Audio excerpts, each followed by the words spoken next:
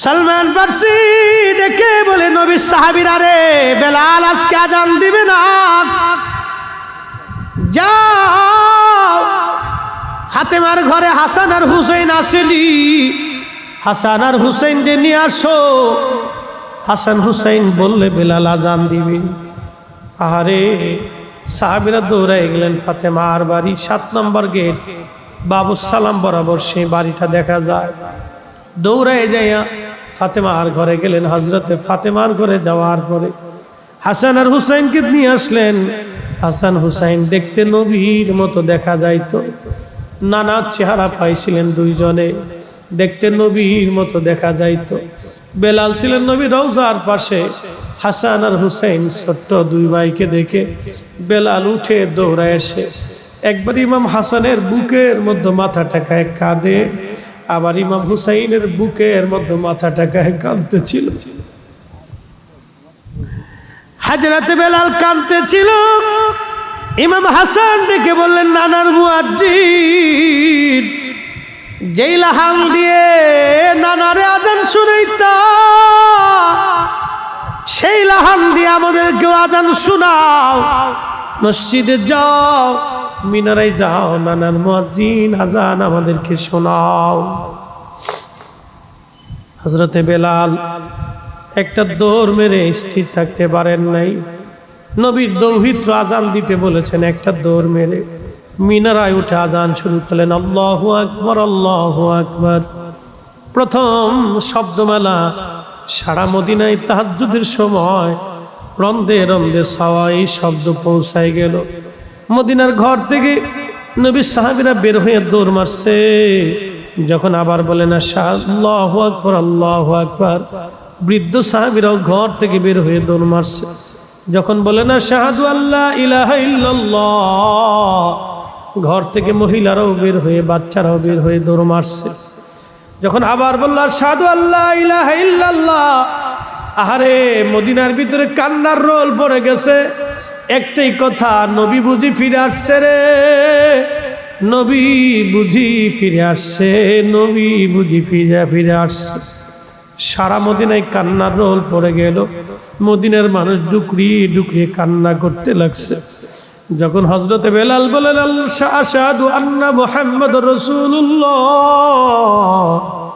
বলার সঙ্গে সঙ্গে সব সাহাবী হযরতে বেলাল রাদিয়াল্লাহু আনহু অজ্ঞান হয়ে পড়ে গেলেন। আর মদিনার মাটিগুলি থরথর থরথর করে কেঁপে উঠছে। চিৎকার মেরে বলে যাবে কি আল্লাহু আকবার। মদিনার মাটিগুলি থরথর করে কেঁপে উঠছে। হযরত বেলাল রাদিয়াল্লাহু আনহু অজ্ঞান হয়ে পড়ে গেলেন। যখন তেনার হুঁশ ফিরে আসছে, রওজা শরীফের পাশে যে জালি মোবারকের সঙ্গে মাথাটাকে বেলাল কাঁদে আর বলে, ইয়া নবী আল্লাহ, নবী গো, গোলামকে আসতে বলেছিলেন, আমি গোলাম এসে গেছি। আপনি আমাকে আসতে বলেছেন, আমি আপনার জিয়ারতে আসছি।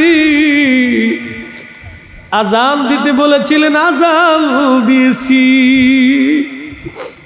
হুজুর, আগে আজান দিলে আপনি নামাজে আসতেন, আপনার চেহারা দেখি কলিজা ঠান্ডা করতাম। আজকে আজান দিছি, নবী আপনি আসেন নাই।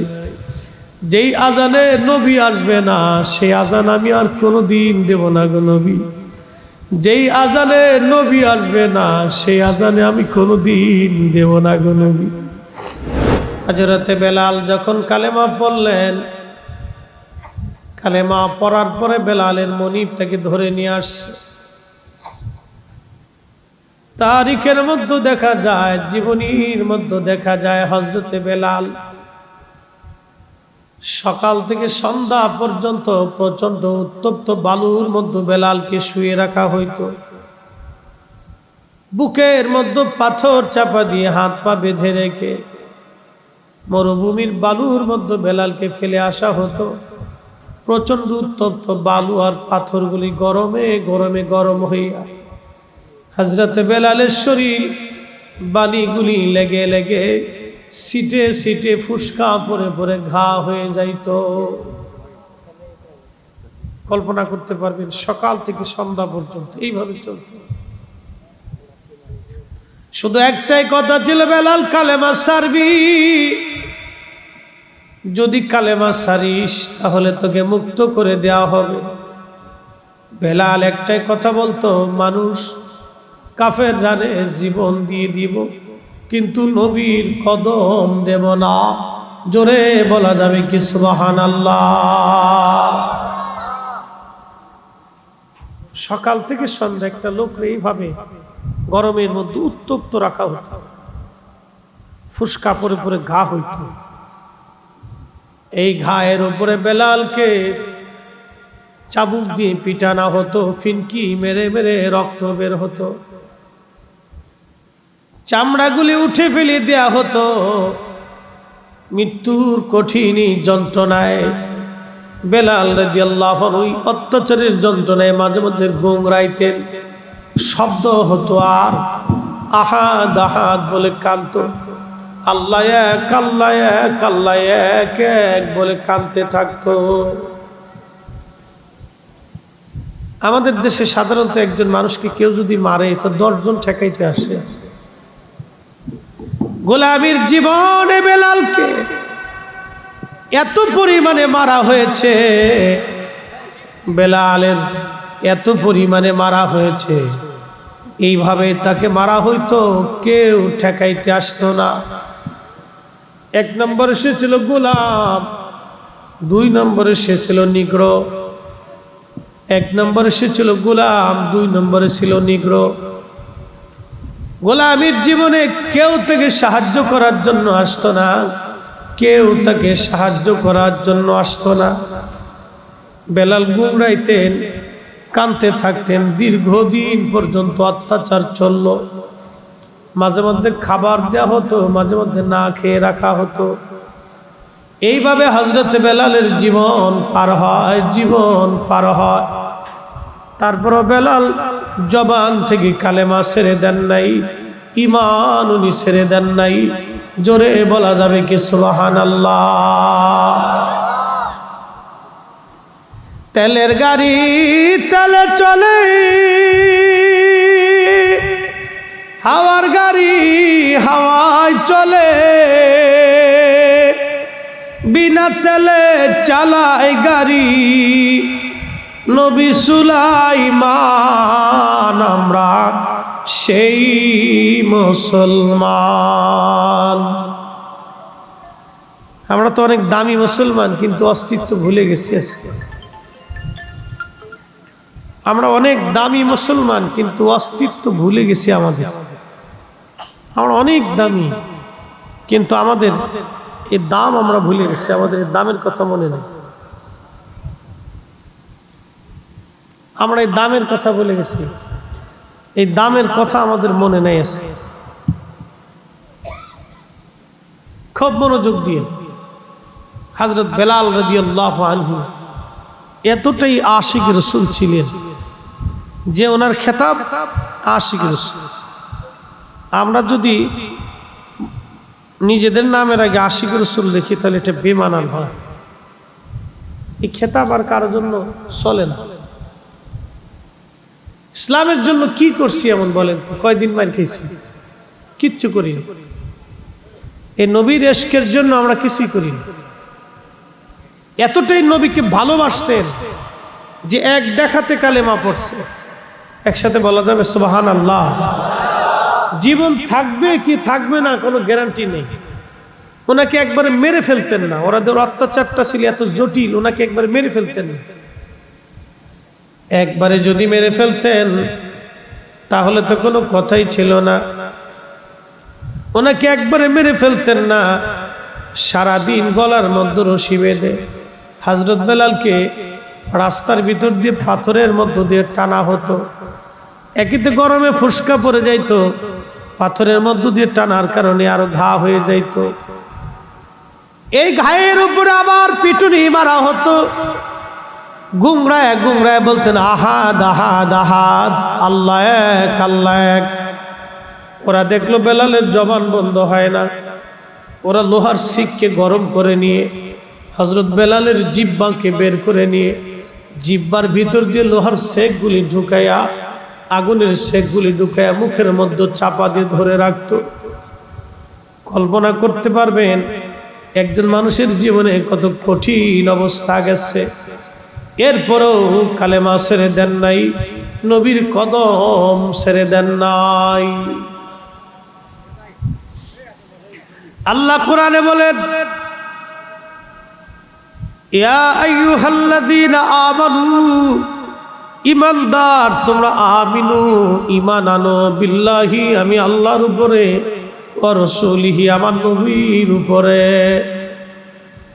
ঈমানদার ঈমান আনো, ঈমানের মতো ঈমান আনো, ঈমানের মতো ঈমান আনো। আমরা মাঝে মধ্যে ঈমান আমাদের দুর্বল হয়ে যায়, মাঝে মধ্যে ঈমান আমাদের দুর্বল হয়ে যায়। হযরত বেলাল নবীর প্রতি ঈমান কখনো তার দুর্বল হয় নাই। কালেমার সাক্ষ্য দিয়েছিলেন কিন্তু দুর্বল হন নাই। পিটুনি খেয়েছেন, মার খেয়েছেন, রক্ত ঝরিয়েছেন, সব কিছু চলে গেছে, কিন্তু তিনি দুর্বল হন নাই।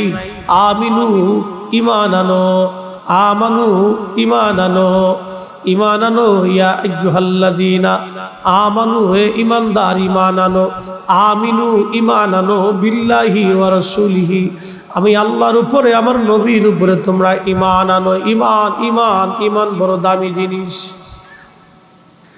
আল্লাহ কোরআনে বললেন, ইন্নাল্লাযীনা আমানু আমিলুস সলিহাতি উলাইকা হুম খায়রুল বারিয়া, যারা ঈমান আনছে, ঈমান অনুযায়ী আমল করছে, ঈমান অনুযায়ী যাদের আমল আছে, উলাইকা হুম খায়রুল বারিয়া, সৃষ্টির মধ্যে তারা সেরা। উলাইকা হুম খায়রুল বারিয়া, সৃষ্টির মধ্যে তারা শ্রেষ্ঠ, সৃষ্টির মধ্যে তারা শ্রেষ্ঠ। যারা ঈমান আনছে, ঈমান অনুযায়ী যারা আমল করেছে, উলাইকা হুম খায়রুল বারিয়া, সৃষ্টির মধ্যে তারা সেরা। একবার জোরে বলা যাবে কি সুবহানাল্লাহ? যেন ওলি যারা পৃথিবী থেকে মাজারে ঘুমিয়ে গেছেন তারা সেরা, যারা আল্লাহর ওলি তারা সেরা। কেন? আমানু ও আমিলুস সলিহাত, দুইটা জিনিস তাদের মধ্যে ছিল। যেমন ঈমান তেমন আমল, যেমন ঈমান তেমন ইয়াকিন, যেমন ঈমান তেমন আমল, দুইটা জিনিস তাদের মধ্যে ছিল। এই দুইটা জিনিস থাকার জন্য উলাইকা হুম খায়রুল বারিয়া, সৃষ্টির মধ্যে তারা শ্রেষ্ঠ হয়েছে। যার কারণে আল্লাহ তাদেরকে এখনো কোটি কোটি মানুষ তাদের মৌমাছির মতো তাদের কাছে যায়। কি কথা কন না কেন যায় না? খাজা মাইনুদ্দিন চিশতের মাজারে হিন্দু, মুসলমান, বৌদ্ধ, খ্রিস্টান সব। কি কথা কন না কেন? কেন যায়? মধু আছে। এ মধু দেখা যায় না, এই মধু ধরা যায় না, এ মধু ছোঁয়া যায় না, এ মধুর স্বাদ জিহ্বা দিয়ে আস্বাদন করা যায় না, এই মধুর স্বাদ হৃদয় দিয়ে আস্বাদন করতে হয়। ঠিক কি না? এ মধুর স্বাদ হৃদয় দিয়ে আস্বাদন করে, এটা জিহ্বা দিয়ে হয় না। আউলিয়া কেরামের কাছে যে মধু থাকে, এই মধুটা জিহ্বা দিয়ে আস্বাদন হয় না, এটা অন্তরের হৃদয় দিয়ে আস্বাদন করতে হয়। উলাইকা হুম খায়রুল বারিয়া, সৃষ্টির মধ্যে তারা সেরা। আচ্ছা, আপনারা একটা কথা বলেন, জবাব দিবেন তো। বেলাল কি আগে আল্লাহ দেখছে আগে না আগে নবী দেখছে? জোরে কন, বুঝেন না এখনো? বেলাল কি কালেমা পড়ছে আল্লাহ দেখা না নবী দেখা? জোরে কন, না আসতে হয়েছে? আরো জোরে বলেন। বেলাল কালেমা পড়ছে নবী দেখা, আল্লাহ দেখে না। বেলাল সারা জীবন মার খাইছে, জীবনের এক পাটে উনি মার খাইতে খাইতে পিঠের চামড়া উঠে গেছে, কালেমা সারে নাই একটা জিনিস, নবী দেখা। আমরা সুন্নিরা দিন পালন করি, ধর্ম পালন করি নবী ভালোবাসা। কথা বলেন ঠিক না বেঠে? কে আমাকে বেদাতি বললো ওটা দেখার সময় নেই, কে আমাকে সাতা বেদাতি বললো ওটা দেখার সময় নেই। বেলালের ভালোবাসার জন্যে, সাহাবায়ে কেরামের ভালোবাসার জন্য, ত্যাগের জন্য আল্লাহ কোরআনের আয়াত নাজিল করলেন এইভাবে, আমিনু কামা আমানান নাস। খুব মনোযোগ দিয়ে। সাহাবীরা আল্লাহ চিনেছে নবী দেখে, সাহাবীরা আল্লাহ বুঝেছে নবী দেখে, সাহাবীরা কোরআন শিখেছে নবী দেখে, সাহাবীরা নামাজ পড়েছে নবী দেখে, সাহাবীরা জিকির করেছে নবী দেখে, সাহাবীরা জীবন করেছে নবী দেখে, সাহাবীরা আল্লাহ চিনেছে নবী দেখে, সাহাবীরা আল্লাহ বুঝেছে নবী দেখে, সাহাবীরা তাওহীদ শিখেছে নবী দেখে, সাহাবীরা দ্বীন বুঝেছে নবী দেখে, সাহাবীরা দ্বীনকে ভালোবেসেছে নবী দেখে, সাহাবীরা জীবন করেছে নবী দেখে, সাহাবীরা যুদ্ধের ময়দানে যুদ্ধ করতে করতে শহীদ হয়েছে নবী দেখে, সাহাবীরা জিহাদের ময়দানে নিজের কলিজা কেটে দিয়েছে নবী দেখে। নবী দেখেই সাহাবীরা সবকিছু করেছে। আমরা বর্তমানে যারা আছি নবী দেখি নাই, কিন্তু আমরা কাজ করি নবীকে ভালোবেসে। কথা বলেন ঠিক কিনা? পার্থক্য কিন্তু অনেক বিরাট। আমাদেরকে যারা বেদাতি বলে তাদের সাথে আমাদের অনেক বড় তফাৎ। এরা সরাসরি আল্লাহ পাইতে চায়, আর আমরা আল্লাহ পাইতে চাই নবী দিয়া। পার্থক্য কি? আমরা আল্লাহ পাইতে চাই নবী দিয়া, আল্লাহ ভালোবাসতে চাই নবী দিয়া, আর এরা সরাসরি আল্লাহ ভালোবাসতে চায়। আল্লাহ বলছেন, কুল, হুজুর আপনি বলেন, ইন কুনতুম তুহিব্বুনাল্লাহ, যদি কেউ আমি আল্লাহকে ভালোবাসতেই চায় তো তাকে বলো ফাত্তাবিউনি, সেজন্য তোমার ইত্তেবা করে। ইত্তেবা দুই ধরনের, একটা হলো এমনি সাধারণত অনুসরণ, আর একটা হলো মহাব্বতের অনুসরণ। মহাব্বত নিয়ে অনুসরণ, আর একটা হলো মহাব্বত ছাড়া অনুসরণ। আমরা সুন্নিরা অনুসরণ যতটুকুনি করি সেটা কলিজায় মহাব্বত দিয়ে করি, তাজিমের সাথে করি। কথা বলেন ঠিক কিনা? আমার মাথায় কি আছে জোরে বলেন। হ্যাঁ, আসতে হয়ে গেছে। কি আছে? টুপি। এই টুপি কি দিয়ে বানাইছে? কাঠ, কাপড় দিয়ে। কি দিয়ে? কাপড়। এই কাপড়টা হয় তুলার গোডাউনে ছিল, আর না হয় এটা পাটের গোডাউনে ছিল। পাট অথবা তুলা দিয়ে একটা কাপড় তৈরি করা হলো। এই কাপড়টা একটা কোম্পানিতে ছিল। এই কোম্পানির থেকে এই কাপড়টা আসছে একটা দোকানে, একটা দোকান থেকে কাপড়টা আসছে দর্জির দোকানে। দর্জির দোকানে আসার পরে এই কাপড়ের ভাগ্যের পরিবর্তন হয়েছে। এই কাপড় দিয়ে বানানো হয়েছে মোজা, এটা পায়ে পরে। এই কাপড় দিয়ে বানানো হয়েছে জাঙ্গে, এটা আন্ডারগ্রাউন্ডে চলে যায়। মোজাতেও কেউ চুমা দেয় না, আন্ডারগ্রাউন্ডের ওই জাঙ্গেতেও কেউ চুমা দেয় না, এই পায়জামাতেও কেউ চুমা দেয় না, লুঙ্গিতে কেউ চুমা দেয় না। এই টুপিটা, এই কাপড়টার টুপির রঙে লেভেলে তৈরি হইয়া এই কাপড়টাই চলে আসলো মাথায়। বুঝে যাবে, এই কাপড়টা ছিল একটা দোকানে, দর্জির দোকানে আসার পর এটার ভাগ্যের চেঞ্জ হলো। এটা চলে গেলে কোনোটা মোজায়, কোনোটা জাঙ্গে, কোনোটা পায়জামা, কোনোটা লুঙ্গি, কোনোটা প্যান্ট, কোনোটা হাফ প্যান্ট, কোনোটা গেঞ্জি, কোনোটা শার্ট, চলে গেল। কিন্তু এগুলির কেউ সুমা দেয় না। কিন্তু যখন এটা নবীর রঙে রঙিন হইয়া আল্লাহ রসুলের একটা সুন্নতের আকার ধারণ করে যখন মাথায় চলে আসলো, তখন এই টুপিটা পরে যাওয়ার পরে আমাদের দেশের মানুষ এটা চুমা খায়। কথা বলেন ঠিক না বেঠে? কেন?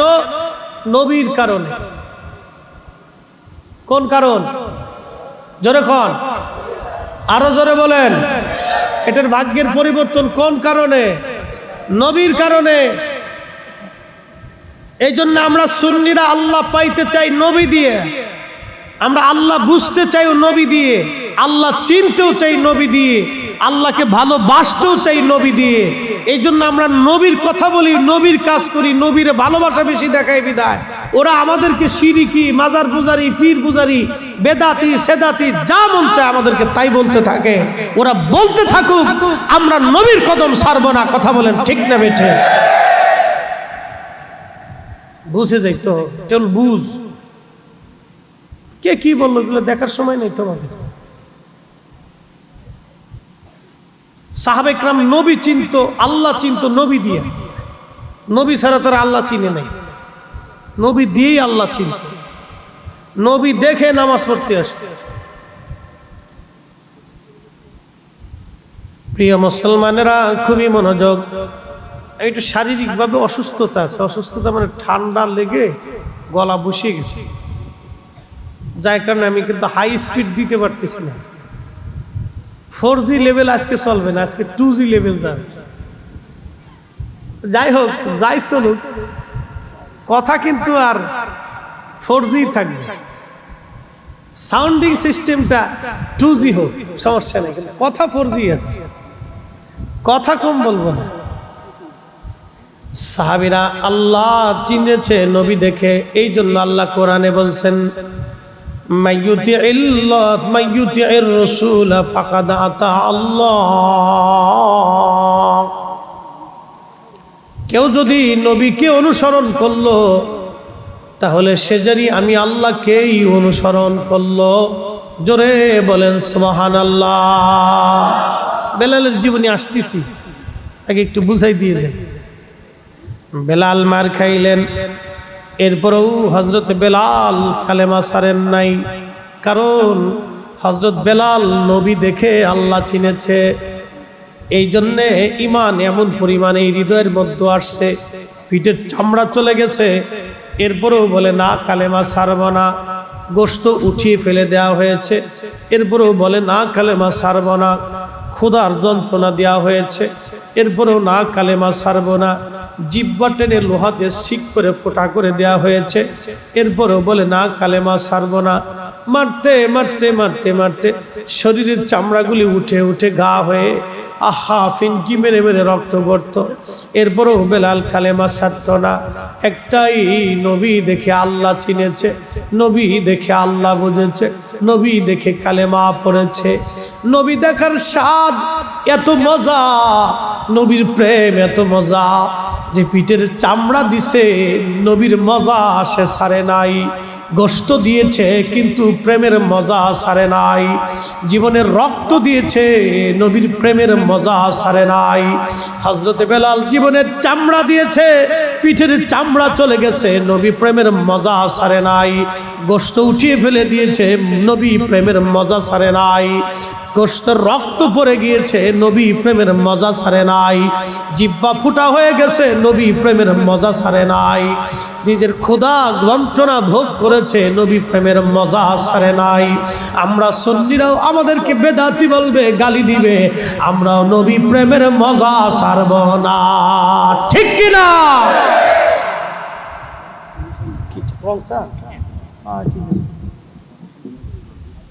সালাতুন ইয়া রাসূলুল্লাহ,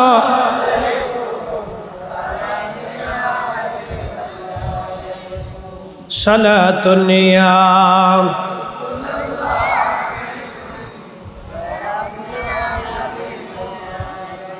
সালাতুন ইয়া রাসূলুল্লাহ।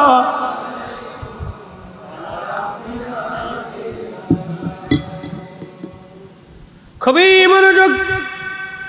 হযরত বেলাল রাদিয়াল্লাহু আনহু এই প্রেমের মজা, এই মজাটা আমরা আপনাদেরকে বুঝাইতে পারবো না। যিনি মজা পেয়েছে, এই মজা থেকে সে কোনোদিন দূরে সরে যাবে না। এটা আলাদা একটা মজা, নবী প্রেমের আলাদা একটা মজা। কি কথা বলেন, ঠিক কিনা? নবী প্রেমের আলাদা একটা মজা। অনেকে কয় তোমরা এই মিলাদের মধ্যে কি পাইছো, কি পাইছো, এখানে কি আছে? আমরা বলি ভাই রে, এখানে যে মজা আছে এই মজা তোমার বুঝাইতে পারতাম না, ঠিক কিনা? দুরুদের মধ্যে কি মজা এটা বুঝাইতে পারতাম না। দাঁড়ায় নবীর সালাম দেওয়ার মজা তোমাদেরকে বুঝাইতে পারতাম না। হযরত বেলাল রাদিয়াল্লাহু তাআলা আনহু মক্কি জীবনে হযরত আবু বকর সিদ্দিক দেখে সহ্য করতে পারলেন না। একদিন বলেন, হুজুর বেলালের কষ্টটা বড়ই মর্মান্তিক, এইভাবে তাকে অত্যাচার করা হয়। ইয়া নবী আল্লাহ, আপনি যদি হুকুম দেন বেলালকে আমি দাসত্ব থেকে মুক্ত করে দেব। আল্লাহর নবী অনুমতি দেওয়ার পরে হযরত আবু বকর সিদ্দিক রাদিয়াল্লাহু আনহু অনেক টাকা দিয়ে উমাইয়ার কাছ থেকে বেলালকে কিনে নিয়ে আসলেন। কিনে আনার পরে হযরত আবু বকর রাদিয়াল্লাহু আনহু বেলালকে আজাদ করে দিলেন, মুক্ত করে দিলেন। মুক্ত করে দেওয়ার পরে হযরত বেলাল নবীজির সঙ্গে হিজরত করে মক্কা থেকে মদিনায় চলে আসলেন। মদিনাতে আসার পরে মদিনাতে আযান প্রবর্তন হলো। আল্লাহর নবী ডাক দিলেন, বেলাল কোথায় তুমি? লাব্বাইক ইয়া নবী আল্লাহ। যাও মিনারায় যাও, আযান দাও, তুমি আজকে থেকে এই মসজিদের মুয়াজ্জিন। জোরে বলেন মারহাবা।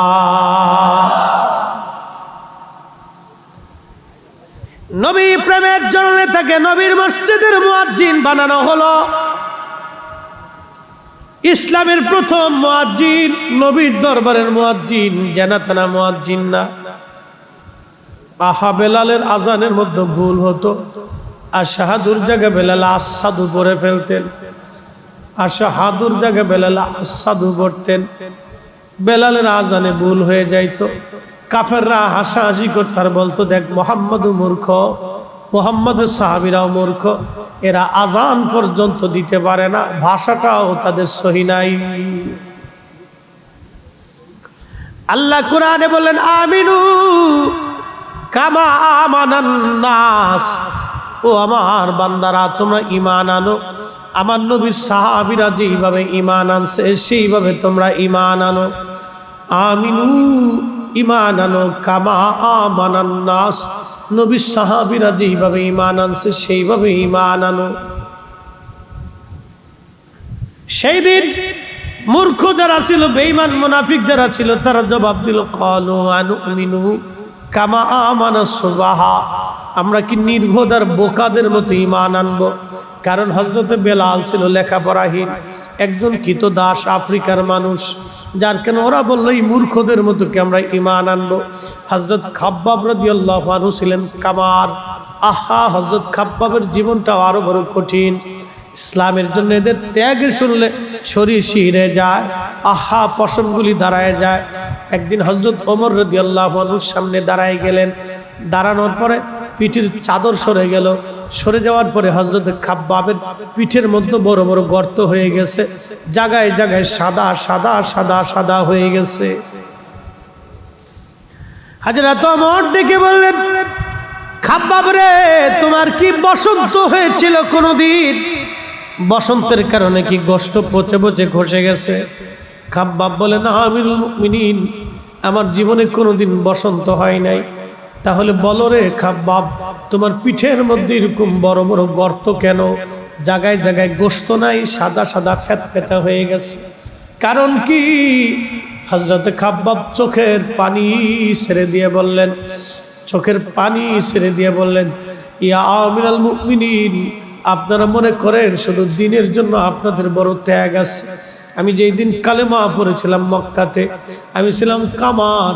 আমি লোহা লক্কর দিয়া, আমি লোহা টোহা দিয়ে অস্ত্রপাতি বানাইতাম।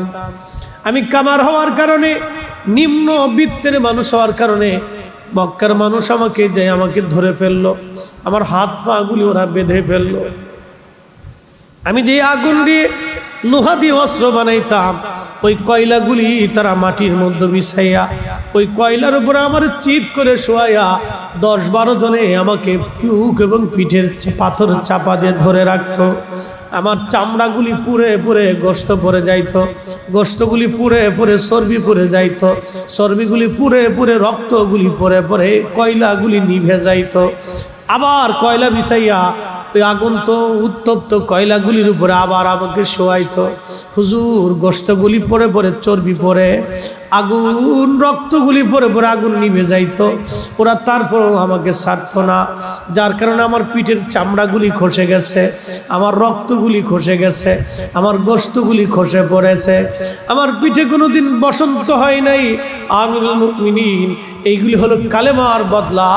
জীবন ঈমান আনার কারণে আমার পিঠের চামড়া দিয়েছি, গোশত দিয়েছি, ফেসফা দিয়েছি, পিঠের চামড়া দিয়েছি। আমিরুল মুমিনিন, ঈমান দেই নাই, ঈমান দেই নাই, ঈমান দেই নাই। সাহাবীরা নবী ভালোবেসেছে, আল্লাহকে ভালোবেসেছে নবী দিয়া, আল্লাহ চিনেছে নবী দিয়া, আল্লাহ বুঝেছে নবী দিয়া, আল্লাহ বুঝেছে নবী দিয়া, দিন বুঝেছে নবী দিয়া, ঈমান বুঝেছে নবী দিয়া, ঈমান বুঝেছে নবী দিয়া, আখিরাত বুঝেছে নবী দিয়া, জান্নাত পাইতে চাইছে নবী দিয়া, আল্লাহকে খুশি করতে চাইছে নবী দিয়া, আমরাও সুন্নিরা আল্লাহ পাইতে চাই নবী দিয়া। কথা বলেন ঠিক কিনা? বেদাতি বলে, বেদাতি বললে কি আসে যায়? হযরত খাব্বাব রাদিয়াল্লাহু আনহুর পিঠের চামড়া গেছে, গোশত চলে গেছে, এরপর ঈমান ছাড়ে নাই। হযরত বেলাল এরকম খাব্বাব, সুমাইয়া, ইয়াসার থেকে শুরু করে অনেক গরিব গরিব সাহাবীরা সর্বপ্রথম নবীকে ভালোবাসলো। ধনীরা সর্বপ্রথম নবীকে ভালোবাসে নাই, গরিব যারা তারা নবীকে সর্বপ্রথম ভালোবাসছে। এই জন্য আল্লাহর নবী মাঝে মধ্যে বলতেন, ও ধনীরা, যদি আমি নবী পাইতে চাই, গরিবের মধ্যে তুমি আমাকে তাকাও, গরিবের মধ্যে আমাকে খুঁজো। জোরে বলা যাবে কি সুবহানাল্লাহ? এই জন্য গরিবকে কষ্ট দিতে নবী ব্যথা পাইতেন। গরিবরা সর্বপ্রথম নবীকে ভালোবাসছে। ফার্স্ট দরিদ্র, অশিক্ষিত, বর্বর, কোনো লেখাপড়া নাই, কৃত দাস, এরা নবীকে আগে ভালোবাসছে। এরা নবীর জন্য পিঠের চামড়া দিয়ে দিছে, নবী দেয় নাই, পিঠের চামড়া দিয়ে দিছে, গোশত দিয়ে দিছে গরিবরা। সুমাইয়া রাদিয়াল্লাহু আনহার গুপ্তাঙ্গে বর্ষা মেরে মেরে, উনি দাসী ছিলেন, নিষ্ঠুর নির্মম বর্ষা মেরে মেরে নির্মম ভাবে তাকে শহীদ করা হয়েছিল। শুনলে শরীরের পশমগুলি দাঁড়িয়ে যায়, কত নির্মম অত্যাচার সেই দিন করা হয়েছিল। এই জন্য আল্লাহ রাসূল গরিবদেরকে বেশি ভালোবাসতেন, বলতেন আমার উম্মত গরিব, হে রব আমার গরিব উম্মতকে যারা ভালোবাসে আমি নবী তাদেরকে ভালোবাসি। একসাথে ভাই বলা যাবে না সুবহানাল্লাহ? আমরা যারা ধনী আছি সাবধান, কখনো যেন আমার অহংকার অহমিকা না আসে। এই মাসালাটা সারা জীবন মনে রাখবেন, সারা জীবনের জন্য মনে রাখবেন। যদি আপনি অহংকার অহমিকা পয়সার গরম আপনার আসে, গরিব উম্মতকে কষ্ট দেন, আল্লাহি রসুলের কদমের থেকে আপনাকে 500 বছর দূরে থাকতে হবে। আল্লাহর নবীর কদমে আপনার কোনো জায়গা হবে না। যদি রসুলের করিমের কদমে জায়গাই না হয়, তাহলে বুঝেন আল্লাহর দপ্তরে আপনার কোনো জায়গাই নেই, আপনি ওখানে যেতেই পারবেন না। আপনার জীবন ধ্বংস হয়ে যাবে, আপনার আখিরাত বরবাদ হয়ে যাবে, আপনার জিন্দেগি বরবাদ হয়ে যাবে। না পাবেন দুনিয়া, না পাবেন কবর, না মেশর, কিচ্ছু হবে না আপনার জীবনে। এই জন্য গরিব হত দরিদ্রদেরকে নবী বলতেন, খাওয়াও, তাদেরকে খাদ্য খাওয়াও, তাদের অভুক্তদেরকে খাবার দাও। আমাকে খুঁজতে হলে তাদেরকে ভালোবাসতে হবে, তাদেরকে দিতে হবে। সাদকা, ফিতর, দান, এগুলি আল্লাহ রসুল কেন সিস্টেম চালু করে গেলেন? যে উম্মত আমার গরিব দরিদ্র, ওরা আমাকে ভালোবেসে গেছে, সর্বপ্রথম আমাকে ভালোবাসছে, ওরা যাতে কোনোদিন কষ্ট না পায়, ব্যথা না পায়, বলতে না পারে হে নবী আমরাই আপনার জন্য প্রথম জীবনে আমাদের পিঠে চামড়া দিয়েছি, গোশত দিয়েছি, সন্তান দিয়েছি, জমিন দিয়েছি, দেশ ছেড়ে দিয়েছি, সব আপনার জন্য আমরা ছেড়ে দিয়েছি, আপনি তো আমাদেরকে কিছু দেন নাই। এই কথা যাতে গরিব উম্মত বলতে না পারে, সেই জন্য আল্লাহ রসুল বলছেন, যদি আমাকে পেতে চাও আমার গরিব উম্মতের মধ্যে আমাকে খুঁজে দেখো। একসাথে জোরে বলা যাবে না সুবহানাল্লাহ? সালাতুন ইয়া রাসূলুল্লাহ,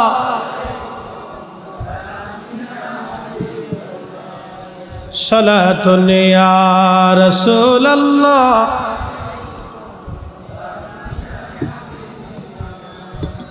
খবর লও ইয়া রাসূলুল্লাহ, খবর লও मेरे मौला मेरे आका, खबर लও সালাতুন ইয়া।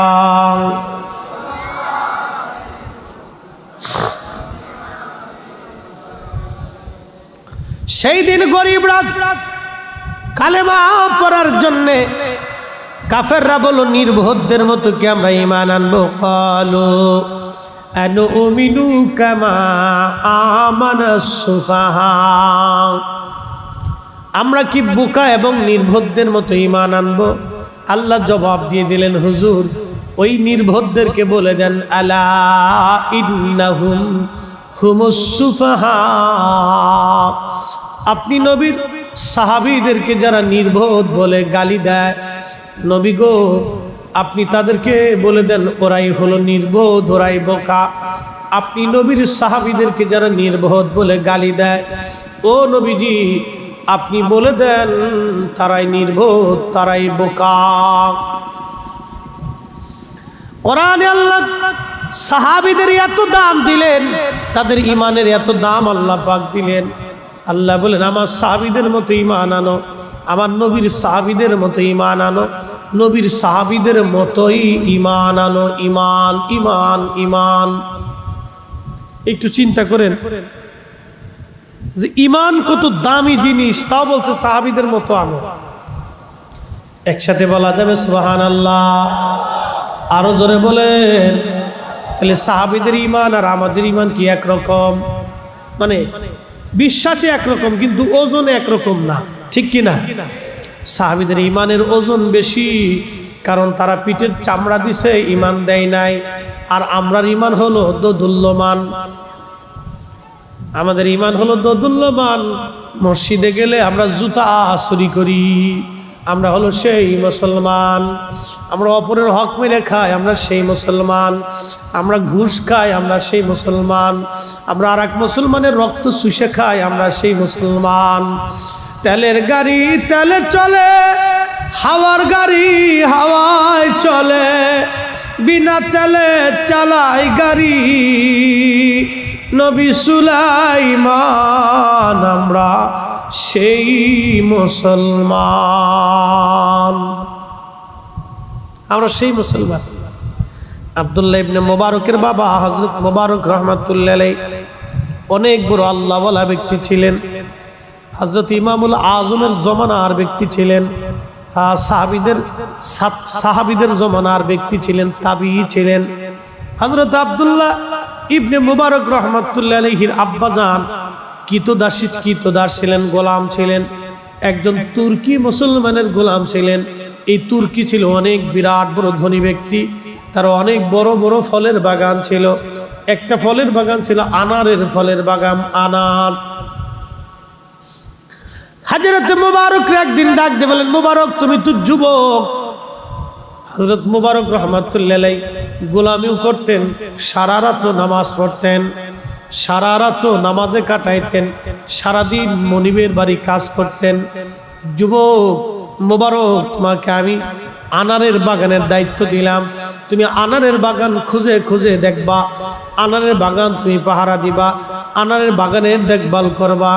হযরত মুবারক বহু বছর ধরে আনারের বাগান পাহারা দিতে লাগলেন। একদিন মালিক তাকে ডাক দিয়ে বলেন, মুবারক তুমি আনারের বাগান থেকে কিছু আনার আমার জন্য নিয়ে আসো, তবে টক আনার আনবা, মিষ্টি আনার আমি খাবো না। হযরত মুবারক রাহমাতুল্লাহ আলাইহি আনারের বাগানে গেলেন, আনার নিয়ে আসলেন। মালিক আনার খাওয়ার পরে বললেন, মুবারক আনার তো আনলি, তো মিষ্টি আনার, টক আনার না। এবার মুবারক রাহমাতুল্লাহ আলাইহি ডাক দিয়ে বলেন, মালিক টক না মিষ্টি আমি কি করে বুঝবো? বলি, এত বছর আনারের বাগান পাহারা দিস, এত বছর আনারের বাগান তুমি পাহারা দাও, তুমি কি জানো না কোনটা টক কোনটা মিষ্টি? হযরত মুবারক রাহমাতুল্লাহ আলাইহি তাকে বললেন, হুজুর ওগো মালিক, আমি এত বছর আনারের বাগান পাহারা দেই বটে, কিন্তু একটা দিনের জন্য আমি আনার খাই নাই। বলে, কেন রে মুবারক, আনার খাস নাই কি জন্য? বলে, মালিক আপনি আমাকে আনারের বাগান পাহারা দিতে বলেছেন, কিন্তু আনার তো খাইতে বলেন নাই, এই জন্য আমি এত বছর একটা আনারও কোনোদিন মুখে দিয়ে দেখি নাই। কোনটা টক কোনটা মিষ্টি একবার জোরে বলা যাবে কি সুবহানাল্লাহ? আমরা সেই মুসলমান মসজিদে জুতা চুরি করি, আমরা সেই মুসলমান রাস্তায় পড়ে তা 5টা পর্যন্ত পকেটে ডুয়াই লাই। আমরা সেই মুসলমান 100 টাকার জন্য মিথ্যা কথা বলি। আমরা সেই মুসলমান, আমরা সেই মুসলিম। আর একজনের জমিন ধান আমার খেতে চলে আসলে ওদের কাটতে লিয়ে রাখতে দিই। আমরা হেতা মুসলমান, মুসলমান হতে হবে, মুসলিম। আল্লাহ বলে, লা তামুতুন্না ইল্লা ওয়া আনতুম মুসলিমুন।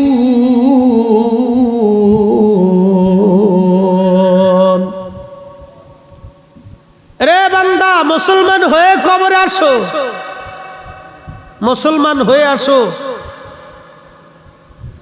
মুসলমান হয়ে তুমি কবরে আসো। তুমি মুসলমান হয়ে কবরে আসো, মুসলমান না হয়ে আইসো না।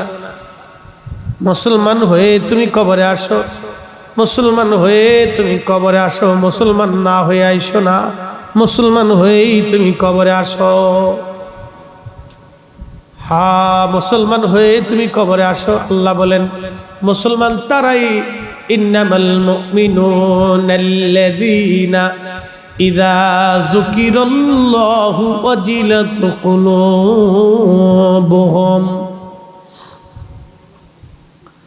মুসলমান তাকেই বলা হয় মুমিন, সে যার অন্তরে আল্লাহর স্মরণ আসার সঙ্গে সঙ্গে আল্লাহর ভয়ে অন্তরটা থরথর থরথর থরথর করে কাঁপতে থাকে। বুঝেন নাই মনে হয়? বুঝাই বলি, তাকেই মুসলমান বলা হয়। তিনি মুমিন মুসলমান, যার অন্তরে আল্লাহর স্মরণ আসছে, আসার সাথে সাথে অন্তর আল্লাহর ভয়ে থরথর থরথর থরথর করে কাঁপতে থাকবে। হায় আল্লাহ, উপায় কি? আমি গুনাহ করে ফেলছি, আমার উপায় কি? আমার উপায় কি হবে? আমি গুনাহ করে ফেলছি, আমার ভুল হয়ে গেছে আল্লাহ, ভুল হয়ে গেছে। যে বারবার বারবার আল্লাহর কাছে সারেন্ডার করে, বারবার বারবার আল্লাহর কাছে তওবা করে, বারবার বারবার আল্লাহর কাছে ক্ষমা চায়, গুনাহ করার পরপরই ক্ষমা চায়, আল্লাহর ভয়ে অন্তরটা কাঁপতে থাকে।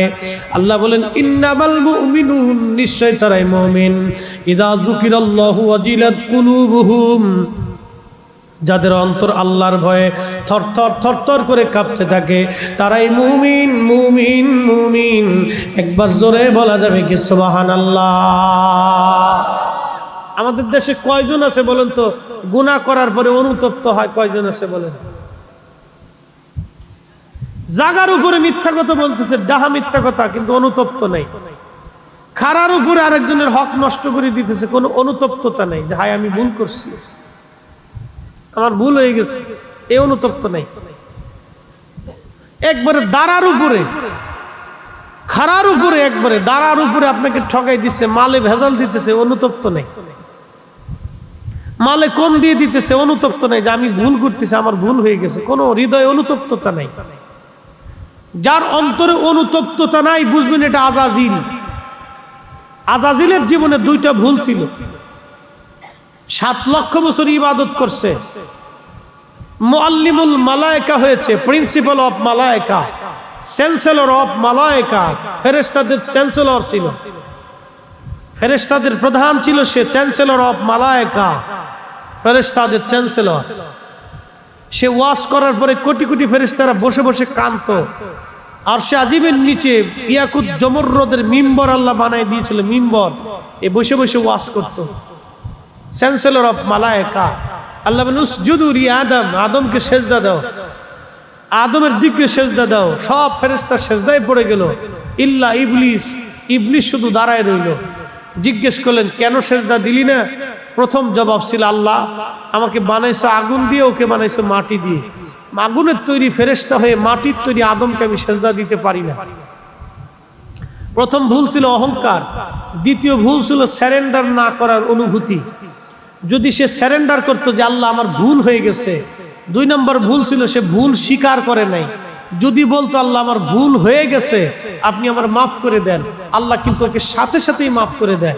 সে সারেন্ডার করে নাই, ভুল স্বীকার করে নাই, বরং ভুল করার পরেও আবার অপব্যাখ্যা করছে। আমার দেশের নজদি যারা আছে তারা বলে আল্লাহর নবীর জীবনে আলিফ বাতাসা নবী পড়তে পারতেন না, নবী আলিফ বাতাসা জানতেন না। আমাদের দেশে যে বুকে হাত বেঁধে একদল নজদি আছে, বুকে হাত বেঁধে নামাজ পড়ে, ওরা বলে মুহাম্মদ সাল্লাল্লাহু আলাইহি ওয়াসাল্লাম আমাদের মতো মানুষ ছিলেন বিদায় তার মুখ থেকে দুর্গন্ধ আসতেন। মুহাম্মদ সাল্লাল্লাহু আলাইহি ওয়াসাল্লাম আমাদের মতো মানুষ ছিলেন বিদায় সে জীবনে ভুল করে গেছে। তারা নবীর ভুল ধরে, কিন্তু তারা আবার ভুল ধরার পরেও আবার এর পক্ষে যুক্তি এবং দলিল দেয়। তারা যুক্তি এবং দলিল তালাশ করে, কিন্তু ভুল হয়েছে এটা স্বীকার করে না। ওরা আর আজাজিলের মধ্যে কোনো তফাৎ নাই। কথা বলেন ঠিক না বেটে? কোনো তফাৎ আছে? এই কথা বলেন, তফাৎ আছে? আজাজিলও ভুল হয়েছে কিন্তু সারেন্ডার করে নাই।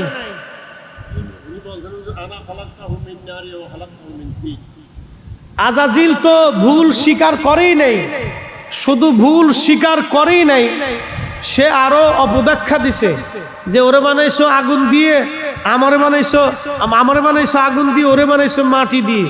অতএব ওকে সেজদা দিতে আমি পারি না। সে আরো দলিল সাবমিট করছে, ভুল তো স্বীকার করেই নেই, ভুল করার পরে আরো দলিল সাবমিট করছে। আমার দেশের যারা নজদি, আল্লাহ মাফ করুক, তারা আল্লাহ রসুলের শানে গুস্তাখি করে, গুস্তাখিমূলক বক্তব্য দেয়। বক্তব্য দেওয়ার পরে তার বক্তব্য সঠিক এই ব্যাপারে সে দলিল সাবমিট করে, দলিল প্রমাণ উপস্থাপন করে। তার ভুল হয়েছে সে স্বীকার করে না, বরং আরো দেমাগ দেখাইয়া, এলেমের বহর দেখাইয়া সে রসুলের পাকের শান ইজ্জতকে মানবের হৃদয়ে কমিয়ে বলার জন্যে, মানবকে শিক্ষা দেওয়ার জন্য সে দলিল সাবমিট করে। এই শয়তান আর আজাজিল শয়তানের মধ্যে কোনো তফাৎ নাই। আজাজিল হলো জিন শয়তান, আর এটা হলো মানুষ শয়তান। আজাজিল হলো টুপি সারা শয়তান, এটা হলো টুপিওয়ালা শয়তান। আজাজিল হলো দাড়ি সারা শয়তান, আর এটা হলো দাড়িওয়ালা শয়তান। কথা বলেন ঠিক না বেঠে? তফাৎ আছে? কোনো তফাৎ নেই। সে ভুল স্বীকার করে না, বরং আর ওই ভুলের প্রতি সে ব্যাখ্যা দেয়, এটি ঠিক। আল্লাহর নবীর জীবনে ভুল ছিল নাকি? কি কথা কন না কেন? আল্লাহর নবীর জীবনে ভুল ছিল? যদি ভুল হয় তাহলে আল্লাহ কেন বলেন মাইয়ুতির রাসূল ফাকাদ আতা আল্লাহ? এই এক আয়াত দিয়ে বোঝা যায় নবীর ইত্তেবা হলেই আমি আল্লাহর ইত্তেবা হয়ে যায়। আচ্ছা বলেন, আল্লাহর জীবনে ভুল আছে? আসতে কোন কে? আল্লাহর জীবনে কোনো ভুল আছে? আল্লাহর এই সৃষ্টির মধ্যে কি কোনো ভুল আছে? আল্লাহর যেহেতু ভুল নাই, আল্লাহ বলছেন মাইয়ুতির রাসূল ফাকাদ আতা আল্লাহ। আমার রসুলের ইত্তেবা হলেই আমি আল্লাহর ইত্তেবা হয়ে যায়। যার ইত্তেবা হলে আল্লাহর ইত্তেবা হয়। যেহেতু আল্লাহর ভুল নাই, আল্লাহর আইব নাই, আল্লাহ ত্রুটি মুক্ত, আমার নবীও ত্রুটি মুক্ত, নবীর জীবনেও ভুল নাই, নবীর কোনো আইব নাই। নবীর জীবনে আইব যারা ধরে, ভুল যারা ধরে, ত্রুটি যারা ধরে এবং এর পক্ষে আবার দলিল সাবমিট করে, ওরা আজাজিল বিন আজাজিল। আজাজিলও ওদের চাইতে ভালো, আজাজিলের চাইতে ওরা নিকৃষ্ট। কথা বলেন ঠিক না বেঠে? এই দুনিয়ার মানুষ রূপী শয়তান থেকে যদি বাঁচতে পারেন তো ঈমান নিয়ে কবরে যাবেন, বুঝে কবরে যাবেন ভাই। আমরা দলের টানে, দল দিয়া, পীর দিয়া, মাসলাক দিয়ে নবী চিনবো না। আমরা নবী চিনবো নবীর গুণ দিয়া। কি কথা বলেন ঠিক কিনা? কোন দল, কোন মাসলাক, কোন গোষ্ঠী, কোন বংশ, কোন দল, কোন দরবার, কোন পীর, কোন শায়েখ, কোন আজহারি, কোন মাদানি, মক্কা মদিনার ইমাম, বাইতুল আকসার ইমামও যদি আল্লাহ রসুলের শান মানকে খাটো আর ছোট করে দেখে, ওয়াল্লাহি বিল্লাহি তাল্লাহি, আসমানের মালিকের কসম, জমিনের মালিকের কসম, সৃষ্টির মালিকের কসম করে বলি, তাকে এক সেকেন্ডের জন্য বিশ্বাস করা যাবে না, মানা যাবে না। মুসলমান কথা বলে ঠিক নেবেছে, সে যেই হোক তাকে মানা যাবে না। সে কোন দরবারের পীর এটা চিনি না, সে কোন দরবারের খতিব এটা চিনি না, সে কোন মসজিদের খতিব এটা চিনি না, ও সে কোন মাদ্রাসার চ্যান্সেলর এটা চিনি না, সে কোন মাদ্রাসার প্রিন্সিপাল এটা চিনি না, সে কত বড় বুজুর্গ আর বেজর্গ কত কোটি বছর সেজদা দিছে, আর কাবা শরীফে মাকাম ইব্রাহিমে বৈশাও যদি জিকির করে, খোদার গিলাপ দিয়েও যদি তার কবরস্থ করা যায়, আল্লাহর কসম নবীর সাথে গুস্তাখি করে কবরে গেলে ওর কবরে পুরসাবু করব না, ওর কবরের দিকে ফিরেও তাকাবো না। কথা বলেন ঠিক না বেঠে? কি জন্য কবরের দিকে ফিরে তাকাইতে যাব? ঈমান বুঝে কবরে যেতে হবে ভাই। আবার বলি, সাহাবীরা কিন্তু আল্লাহ চিনেছে নবী দেখে, সাহাবীরা আল্লাহ বুঝেছে নবী দেখে, সাহাবীরা আল্লাহ চিনেছে নবী দেখে। এই জন্য পিঠের চামড়া দিয়েছে বেলাল, ঈমান দেয় নাই। বেলাল থেকে বুঝে যাবে, পিঠের চামড়া দিয়ে দিছে, ঈমান দেয় নাই। নেভার, জীবন দিয়ে দেব মাগার ঈমান দেব না। বেলাল কি আল্লাহ দেখছিল? কথা বলে না, আল্লাহ দেখছিল? কোন সাহাবী কি আল্লাহ দেখছে না আগে নবী দেখছে? এরা নবী দেখে আল্লাহ চিনেছে, নবী দেখে আল্লাহকে ভালোবাসছে, নবীর মোহাব্বত আগে নিয়ে তারপরে আল্লাহর মোহাব্বত নিছে। কি কথা কন না কে? আর আল্লাহ কি বলছে? কুলিং কুনতুম, বলে দেন তুহিব্বুন আল্লাহ, আমি আল্লাহকে ভালোবাসতে চাইলে আপনি নবীকে আগে বাসতে হবে। সুবহানাল্লাহ বলবেন? একসাথে বলি তো আল্লাহু আকবার। তাহলে বলেন আমরা সুন্নিরা হকে আসি না বেহকে আসি? বুঝে আসি না বেবুঝে আসি? বুঝেই আসি। এখন কেউ যদি আমারে বেদাতি করতে বলতে পারে, আমি তো তার জবান সিলাই দিয়ে রাখিনি, আর তার জবান সিলাই দেওয়ার সুযোগ আমার নেই। মনে রাখবেন, নদীর বাঁধ, নদীর জোয়ার বাঁধ দিয়ে ঠেকানো যায়, কিন্তু মানুষের জবান ঠেকানো যায় না। নদীর জোয়ার বন্ধ করে দিতে পারবেন, কিন্তু মানুষের জবানের কথা বন্ধ করা যায় না। কে কি বললো এগুলি দেখার সময় নেই। সাহাবীদেরকে নির্বোধ বলতো, বুকা বলতো, পাগল বলতো, ছাগল বলতো, গালিগালাজ করতো। সাহাবীরা নবীর কদম ছেড়ে দেয়। শুধু গালিগালাজ, পিঠের চামড়া চলে গেছে, গোশত উঠিয়ে ফেলে দিয়েছে, চোখের সামনে সন্তানকে হত্যা করে ফেলেছে, বাবা মাকে শহীদ করে দিয়েছে। এরপরেও তারা রসুল করিমের নুরানি বদন দেখে নিজের জীবনটাকে এমনই পরিবর্তন করেছে যে জীবন দিয়ে দিছে, নবীর কদম তারা দেয়নি। জীবন দিয়ে দিছে, নবীর কদম তারা ছেড়ে দেয়নি, ঈমান তারা ছেড়ে দেয়নি। এটা হলো সাহাবায়ে কেরামের ইখলাস। আমাদেরকে ওইভাবেই নবীর মোহাব্বত বুকে ধারণ করতে হবে। কোনো ব্যক্তি দেখার দরকার নেই, কোন শায়েখ কি বললো ছাতা দেখার সময় আমাদের নেই। প্রিয় মুসলমান, হযরত বেলাল রাদিয়াল্লাহু আনহু মসজিদের মুয়াজ্জিন হয়ে গেলেন। আজানে ভুল হয়, কাফেররা বারবার সমালোচনা করে মুহাম্মদ মূর্খ, মুহাম্মাদের অনুসারীও মূর্খ, নাউজুবিল্লাহি মিন জালিক। নবীকে গালিগালাজ করত, সাহাবীদেরকে তারা গালিগালাজ করত।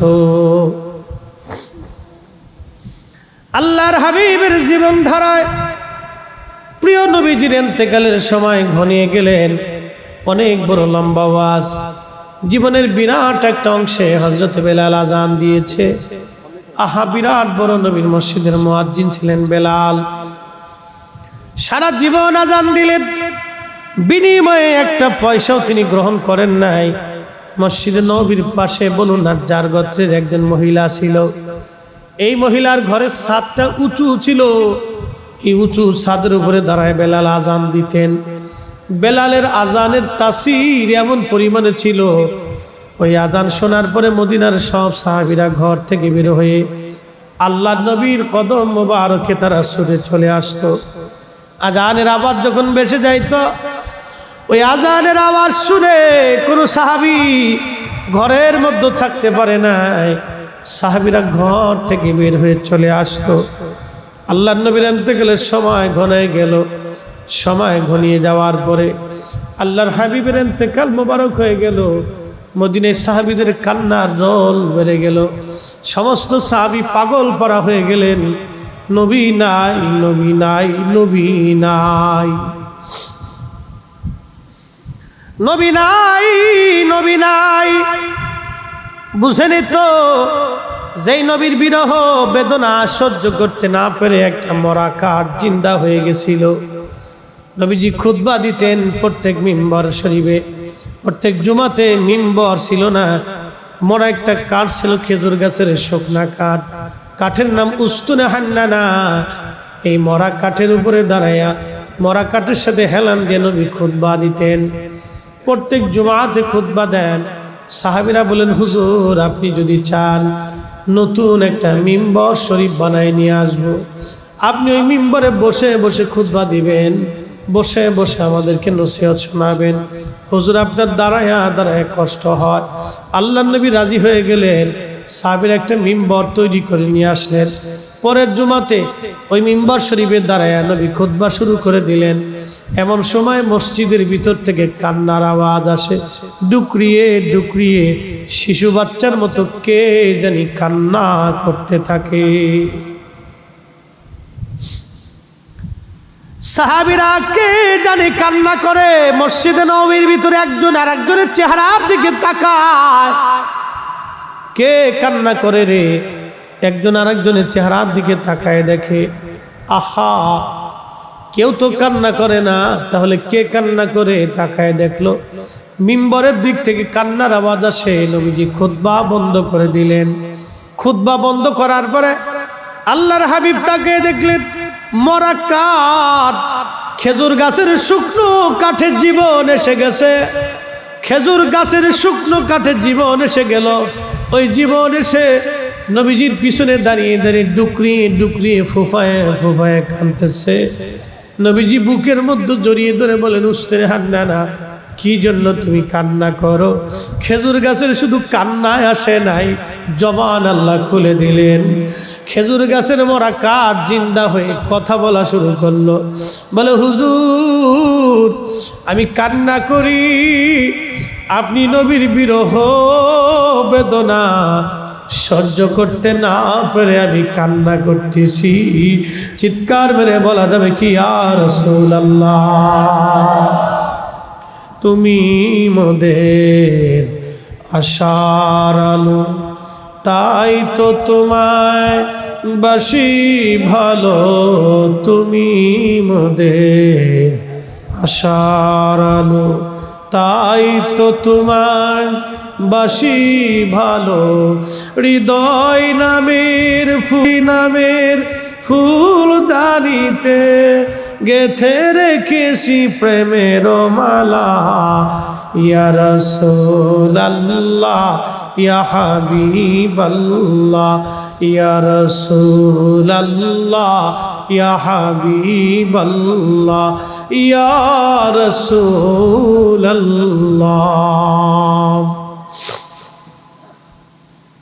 একটা মরা কাঠের জীবন এসে গেল। জীবন জীবন জীবন কল্পনা করতে পারবেন, একটা মরা কাঠ, খেজুর গাছের শুকনা কাঠ, মাটির মধ্যে খুঁটি হিসেবে গাড়া ছিল।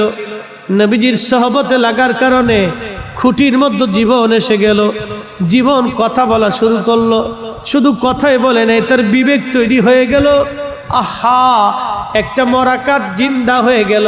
শুধু জিন্দাই হলো না, মরা কাঠের জবান খুলে গেল। শুধু জবানই খুললো না, মরা কাঠের বিবেক তৈরি হয়ে গেল।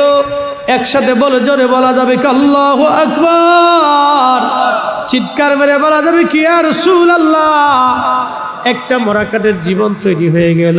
শুধু জীবন হলো না, তার বিবেক তৈরি হলো। শুধু বিবেক তৈরি হলো না, তার জবান তৈরি হয়ে গেল। জবান দিয়ে বলে, হুজুর আপনার বিরহ বেদনা সহ্য করতে না পেরে কাঁদতেছি। আল্লাহর নবী ডাক দেয়া বলেন, উস্তনে হান্না না রে, তোমার কান্না কি বন্ধ হবে না? বলে, হায় ইয়া নবী আল্লাহ, আমার কান্না বন্ধ হবে। নবী গো, কান্না বন্ধ হয়ে যাবে, তবে একটা শর্ত, একটা আশা আপনি নবীর কদম মোবারকে, ও নবীজি আপনি ওয়াদা করে যান, কিয়ামতের ময়দানে জান্নাতে যাওয়ার সময় আপনি আমারে সারা জান্নাতে যাবেন না। একবার জোরে বলা যাবে কি আল্লাহু আকবার। এই আসতে বললেন কেন? জোরে বলেন, আরো জোরে বলেন। যারা বলে নবী মুহাম্মদের ক্ষমতা নাই, ওরাই বেদাতি। এই কথা বলেন। যারা বলে নবী মুহাম্মদের ক্ষমতা নাই, ওরা কি? জোরে বলেন। ওরা বেদাতি, আমরা বেদাতি না, ওরা বেদাতি। বন্ধুগণ, যুবকেরা জানি ওরা হযরত বেলালের জীবনী দিয়েছে আমাকে। বেলালের জীবনী ওরা শুনতে চায়। আমি ছোট্ট করে ঘটনাটা বলে দিয়ে যাব। আল্লাহর নবীর ইন্তেকাল মোবারক হয়ে গেল। সাহাবায়ে কেরাম বিমর্ষ হয়ে গেলেন। হযরত বেলাল বেশি পাগল পারা হয়ে গেলেন। কারণ কি? এই জন্যই 5 ওয়াক্ত আজান দিতেন, আর আল্লাহর নবী 5 ওয়াক্ত নামাজে আসতেন। বেলাল ওই আজানে নামাজে নবী 5 বার দেখতেন। নবীর দর্শে বসতেন, নবীর কাছে কাছে বসে থাকতেন। পাগল পারা হয়ে গেলেন বেলাল।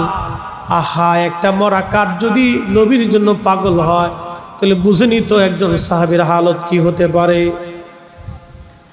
একটা মরা কাঠ পাগলের মতো হয়ে গেল। পাগল হয়ে তার বিবেক তৈরি হলো, জীবন তৈরি হলো। এই মরা কাঠ বলে, হুজুর আপনি আমাকে জান্নাতে নিয়ে যাবেন, ওয়াদা করে দেন। আহা, নবীজি বললেন, সাহাবীরা যাও, আমি ওকে নিয়ে জান্নাতে চলে যাব। আমার মিম্বার শরীফের নিচে তাকে দাফন করে রাখো। কিয়ামতের মাঠে আমি আমার উস্তুনে হান্নানকে নিয়ে জান্নাতে যাব। যেই মিম্বারের দ্বারায় নবী খুতবা দিতেন, ওই মিম্বারের নিচে এখনো সেই কাঠ পুঁতে রাখা আছে। একবার জোরে বলা যাবে কি সুবহানাল্লাহ।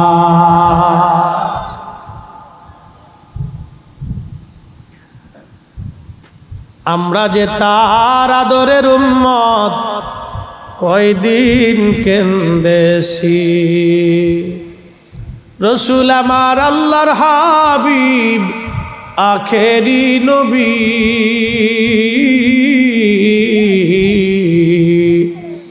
আমরা যে তার আদরের উম্মত, উম্মতের করলাম কি? আমরা যে তার আদরের উম্মত, কয়দিন কেন্দেছি।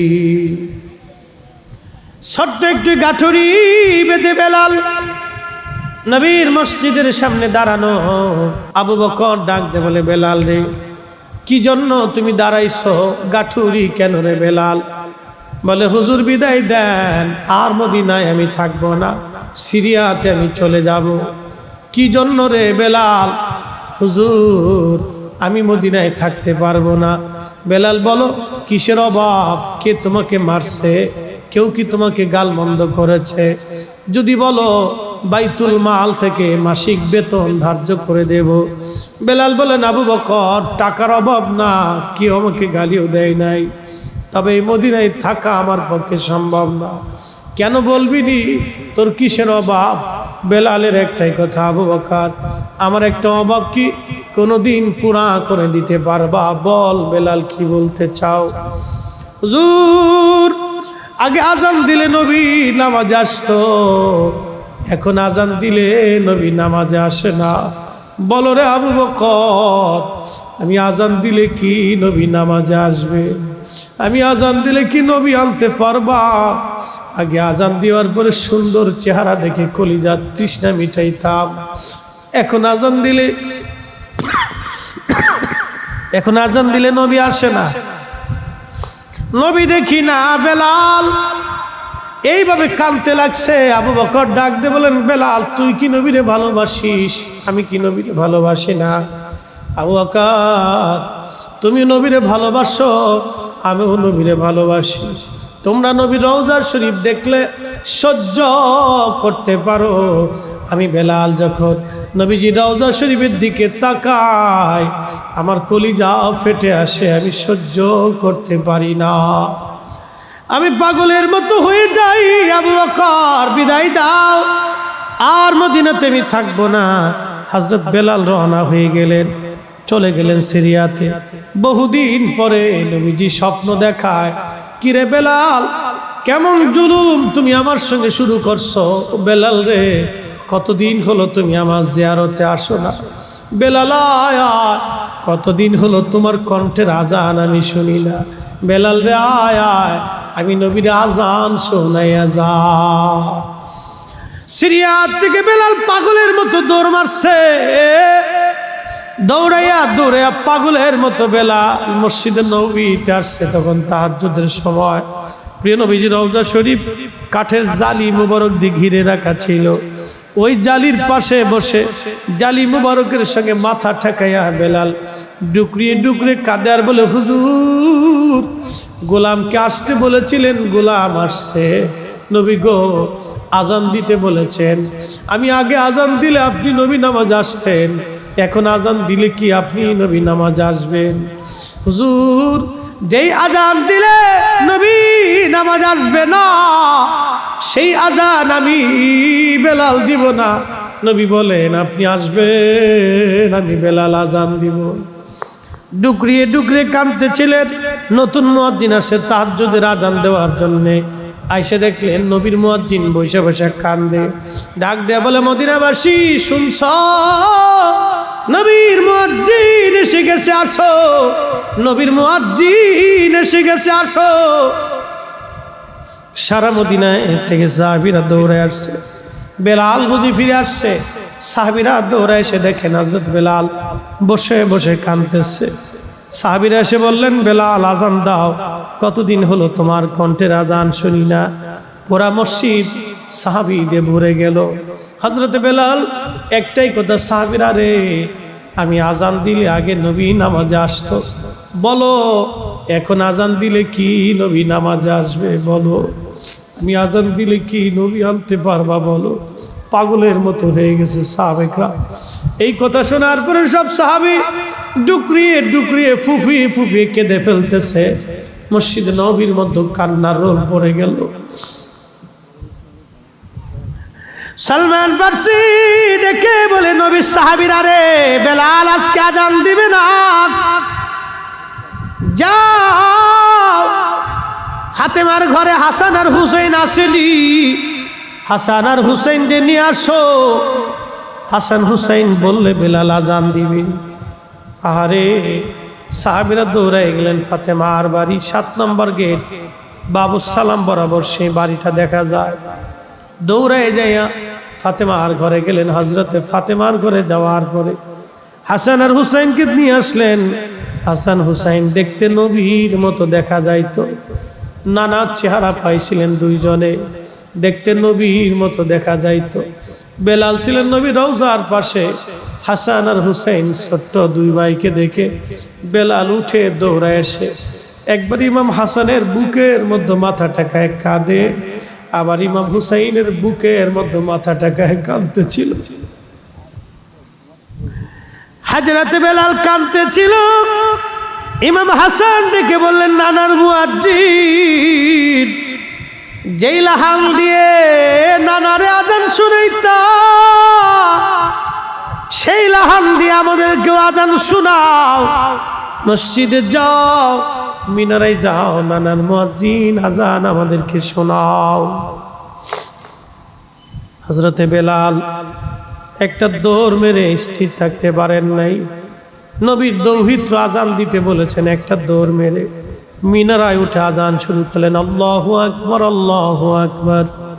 প্রথম শব্দমালা সারা মদিনায় তাহাজ্জুদের সময় রন্দে রন্দে সওয়াই শব্দ পৌঁছায় গেল। মদিনার ঘর থেকে নবীর সাহাবীরা বের হয়ে দৌড় মারছে।